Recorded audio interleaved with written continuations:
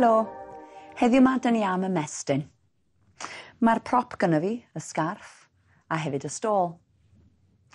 Dewch i ni gael cychwyn hefo'r rhan ucha'r corff. Mae'n derbynnu hyd eich sgarff, mae'n sgarff fi'n hir. Dwi am lluchio fo dros yn ysgwydd.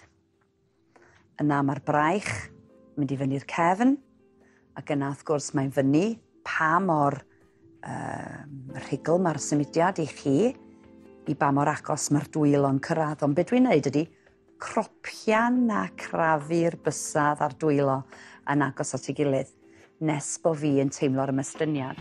Fel arfer yn yr ysgwydd gwylod dyn ni'n teimlo, ond wrth gwrs mi fedrwch chi deimlo ar y braich ucha hefyd. Felly dwi jyst yn dal yna. Mae'n siŵr newch chi clywed sôn am pwysigrwydd yn atlu tra'n ymestyn, a mae hynny'n wir. Felly anadlu mewn trwy'r trwyn, ac yna anadl ar adeg allan, fel bod yr ymestyn yn cymryd effaith. Ac yna ar adeg gadael i'r breichiad dod yn ôl at ei hun, ac yna unio'r un peth i'r ochr arall. Os ydych chi'n teimlo bod yr ochr yna yn stiff, does am broblem, gewch chi aros yna, tra bod ni'n newid i'r ochr arall. Felly eto, dwi'n cropian ymysad chydig ar ôl chydig nes bod o'n dod yn agos iawn i gyffwrdd, a dwi wedi cyffwrdd. Dwi'n teimlo'r ymystyniad yn gryf yn yr ysgwydd yma yn y gwaelod. Ac yna eto, yr anadl, anadlu mewn. A hyd yn oed pan dwi'n anadlu mewn, fedra i deimlo'r ymystyniad yn mynd yn waith ac yn waith. Ac yna anadl allan. Ac wrth gwrs, mi fedrwch chi ddal o man hirach os ydych chi eisiau. Dyn ni yn fryn o amser, ac yna i lawr a ni.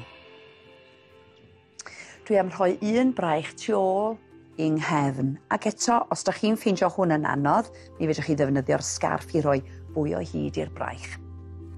Efo'r llaw yma, dwi'n chwilio am y llaw, dwi wedi ffeindio fo, ac yna dwi'n tynnu'n nghorff yn ôl i'r canol. Dwi'n gwthio'r sgwyddau i lawr, ac yna dwi am symud ymhen oddi wrth yr ysgwydd yna. Drosodd. Teimlo'r cyhyra ochr yng ngwddwy ag o gwmpas yr ysgwydd yn ymestyn. Ac yna, dyn ni dal o fel arfer am ryw 10 eiliad.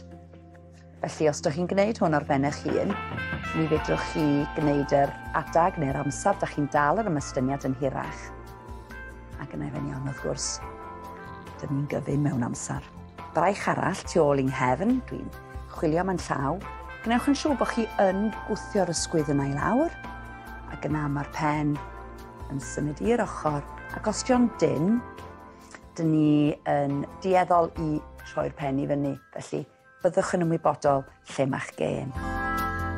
Aros, aros, aros, ac yna dyn ni'n gollwng ymystyniad yn ara deg. Dwi am newid rwan i ymestyn tu cefn i'n nghwysa, felly dyna beth ydy pwrpas y stôl. Dwi am codi'n rhoed i fyny, ac wrth gwrs i fi, mi fedra i gyffwrdd gwaelod yn rhoed yn weddol hawdd.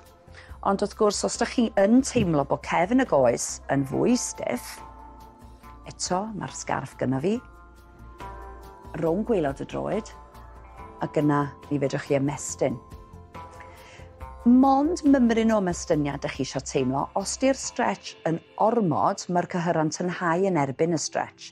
Felly, beth ydych chi eisiau gwneud ydy teimlo'r stretch, aros am chydig o eiliadau, gweld os di'r teimlad yn mynd yn llai, bod yr ymystyniad yn mynd yn llai, ac yna, da ni'n symud y dwylo i lawr y sgarff, nes bod ni'n teimlo y goes yn ymestyn unwaith eto.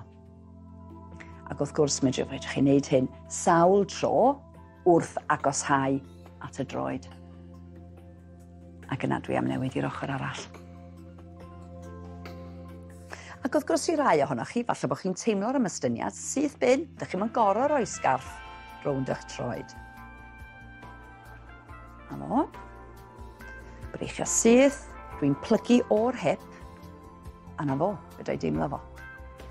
Ac unwaith dwi'n aros am chydig o eiliadau, dwi'n symud yn wylo yn is i lawr.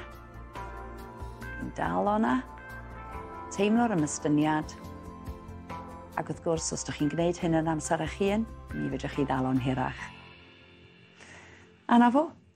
Gobeithio ydych chi wedi mwynhau ymestyn hefo fi heddiw yma. Hwyl!